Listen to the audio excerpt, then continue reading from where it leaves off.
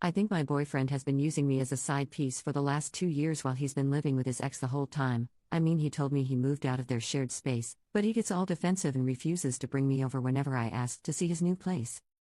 Tim, 29M, and I, 21F, have been together for 2 years. We are both foreigners living in Europe. Names have been changed. Tim is a very private person in general, and so maybe some of the strangeness stems from that. In order to explain everything, I think I have to start at the very beginning.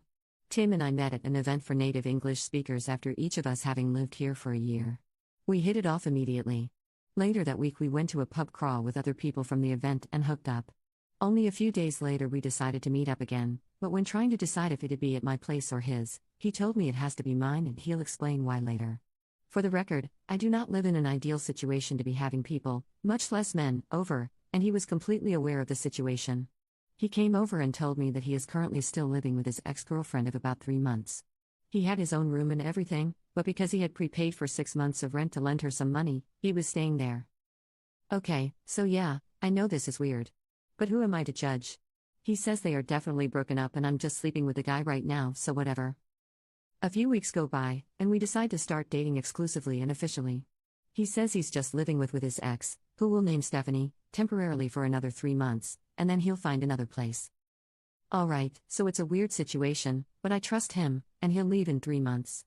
He complains about having to live with her and says it's uncomfortable. He also told me why they broke up, which was because he caught her cheating on him with her ex at a party. So I'm not worried about them getting back together. I'm not 100% comfortable with the situation, but it's manageable. A few months pass and Tim doesn't move out. He says he's now got his own little apartment in the same house, but that it's so much better for him to stay there because he doesn't have to buy any furniture and the rent is cheap. Remember, we're foreigners, so buying a ton of furniture that you're just going to have to sell when you leave is annoying. He eventually starts saying that he's going to bring me over there to show me that they're living separately and whatnot. Long story short, that never happened. Every time I asked him to ask her about it, he'd say that she'd get upset and blah blah blah. Apparently she was aware that he had a girlfriend, but didn't like it and wanted to get back together. After a year, he finally moved out. Not into his own place, but into the spare room at his buddy's house. I had been to this buddy's place before, only once, though, and that has been the one and only time I've ever met one of his non-mutual friends, which is suspicious and strange on its own. I didn't help with the move, not for lack of trying, so no, I never saw him move his stuff there. Again, this was a temporary solution until he found a place of his own. Through various circumstances, company being bought out which lead to job insecurity, him being extremely picky about finding an apartment, he has still yet to move into a place of his own. It's been about 10 months since he moved into his buddy's place, and I've yet to be there, even though I've asked many times. He always says yes, but then later says that he doesn't want to intrude or be a nuisance, etc. So essentially, I've never seen where he lives. Those things, along with me never having met his friends or Skyped with his family, are the underlying basis for my suspicion, but here's where the real stuff comes. Last night, when I couldn't sleep, I went Facebook stalking.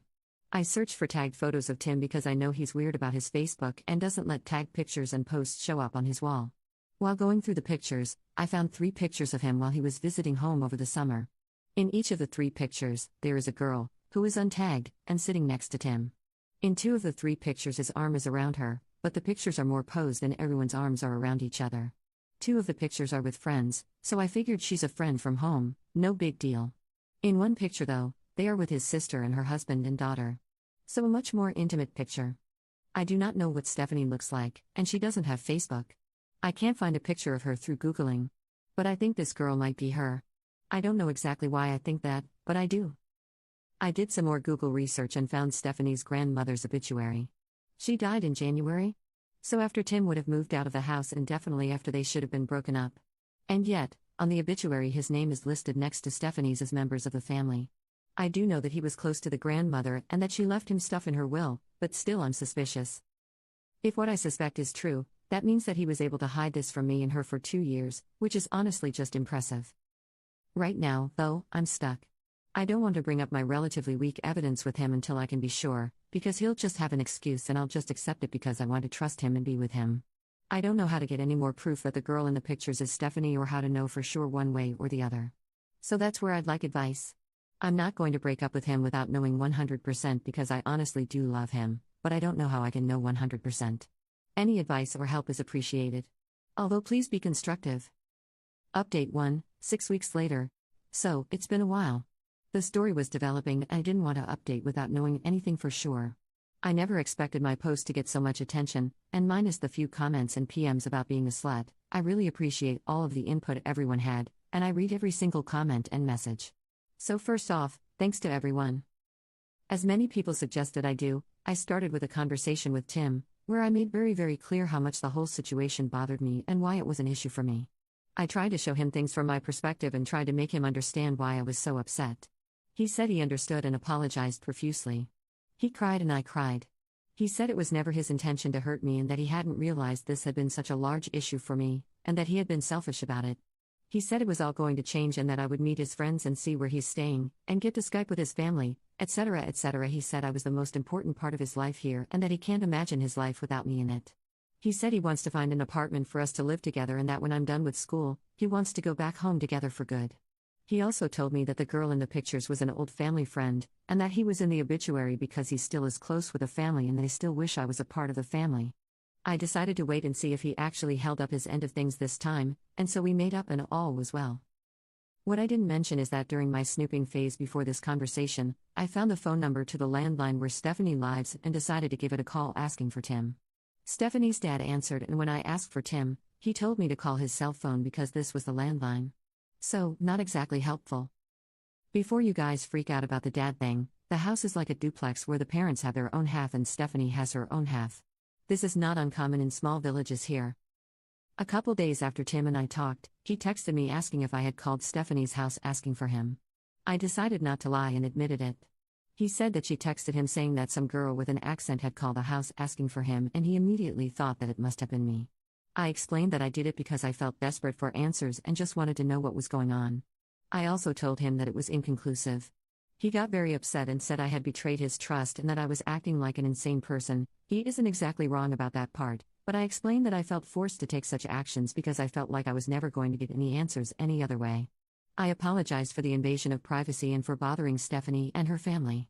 After a few days, he calmed down and forgave me, saying, however, that this may push back me meeting his friends because he told them what happened and they were pissed that I would treat him that way. I waited a few weeks to see if anything would change and unsurprisingly, it did not. So, this past weekend, he got very drunk one night and I was able to open his phone with his fingerprint while he was sleeping. I found texts from Stephanie from the day before talking about what they should make for dinner that night. He told me he was out of town for work that night. I found lots of hearts and I love yous and even him using the same pet names for her as he does for me. He told her he was going out of town this weekend for work and how much he'd miss her. I looked through the past few weeks of messages between them and saw that he had sent her quite a few of the same pictures that he had sent me. He had invited her to have a glass of wine with his buddy and her girlfriend. He picked her up from work multiple times, and there were lots of conversations about who was making dinner that night and what they should eat. I went back and looked for dates where I knew he had slept over with me and he had always told her he was crashing at a friend's place or out of town for work or something along those lines. I also found a group text message titled Family that included Tim, his sister, his mom, and Stephanie. I looked at pictures of Stephanie that she had sent him and was able to very obviously see that it was her in the pictures that I found on Facebook. So you guys were right. For the last 2 years, he's been living with her and seeing me on the side. All the while telling me how much he loves and admires me and how we're going to have a future together. I have been duped and taken advantage of. And I feel like a complete idiot because of it. I haven't talked to him yet, but when he comes over later in the week, I plan to tell him that I know everything. I also plan to tell him that he is a complete asshole. In my ideal conversation, he'd explain to me why he did this and what the fuck he was thinking during all this, but I am pretty sure those are just things that I'll never know or understand. Obviously, I will break up with him. I also plan on contacting Stephanie with a letter telling my side of the story. I will give her dates that I know he spent the night with me, so that she can cross-check them with dates that he did not come home. I also plan to include a USB stick with pictures of Tim and me from the last 2 years and screenshots of some of our conversations from the last couple months. I can't make her believe me, but I want to at least do my best for her. I feel like I owe it to her as a fellow human being to let her know what kind of man she's been with for the last 4 years. I'm open to absolutely any advice on my plan and on how to move forward from this. I won't lie, I feel so lost and so helpless right now.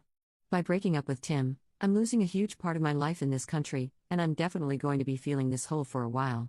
So any help is appreciated. Thank you guys so much for listening and sorry this is long AF. I got carried away. Update 2. Again, I'd like to start off this post with a thank you to everyone who responded with constructive and helpful advice. I read every comment, reply, and PM. So, I took your advice and did not try to have a conversation with Tim. I realized that since he was so successfully able to manipulate me for 2 years, having one last conversation with him was bound to end up with me doubting my findings and perhaps my sanity. I wrote Stephanie a 3-page letter, detailing the relationship that Tim and I have had over the past 2 years, making clear that it was serious and not just a fling. I mentioned dates and events that most people would not have known about, and I included the intricate lies and backstory that he had told me. I included a list of dates from the last 2 months that he spent the night with me and encouraged her to cross-check them with nights that he wasn't at home. I printed out a few photos of us as a quick visible proof, and I included the rest of the photos on a USB stick in the letter. The stick also contained screenshots of any particularly incriminating conversations that we've had over the last few months. I scanned postcards that he had sent me from various vacations and included those as well. For safe measure, I also included a copy of the letter, in case the hard copy went somehow mysteriously missing. I gave her my email address and phone number and asked her to contact me if she wanted to. On Wednesday night, I had someone drive me to where she lives. If Tim was there, I would just have confirmations that he actually lives there and we'd leave. If he wasn't there, I'd ring the doorbell and hand her the letter personally. We drove the 45 kilometers and Tim was sitting there in the living room on his laptop. It was obvious he lived there. She was nowhere to be seen. His and her names were on the mailbox. I called to see if he'd pick up and he ignored the call. We headed back home. On Thursday morning, I mailed the letter. I ensured that it was registered post.